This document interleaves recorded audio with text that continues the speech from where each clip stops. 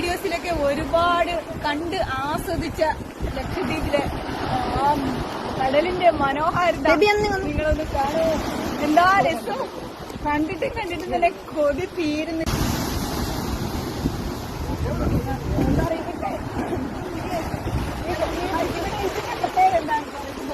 എന്താണ് ഇതിന്റെ പ്രത്യേകത? ഇത് ലക്ഷദ്വീപ് ഇപ്പൊ കവർത്തിയിലേക്ക് ബസ്സിലായാലും ഇപ്പായാലും ഫിഷിംഗ് ബസ്സിൽ എന്തായാലും ഇതിലേക്ക് കയറി വരാനുള്ള കവർത്തിയുടെ എൻട്രൻസിലേക്ക് ഇതിന്റെ ലക്കൂറിലേക്ക് കയറി വരാനുള്ള കവാടം ഇതിന് രാത്രിയിലാകുമ്പോൾ റെഡ് ലൈറ്റ് ഗ്രീൻ ലൈറ്റുകൾ ഉണ്ടാവും. അത് കടൽ സംബന്ധമായിട്ട് ബോട്ടിലത്തെ ബസ്സിലത്തെ ആൾക്കാരൊക്കെ അതിന്റെ നാവിഗേഷനെ കുറിച്ച് വിവരം ഉണ്ടാവും. ബോട്ടായാലും ഓടിക്കും. ഒരുതരം ട്രാഫിക്കാണ്. നമ്മളെ കടലിലത്തെ ട്രാഫിക്കും കരയിലത്തെ ട്രാഫിക്കും നമ്മൾ വ്യത്യാസമുണ്ട്.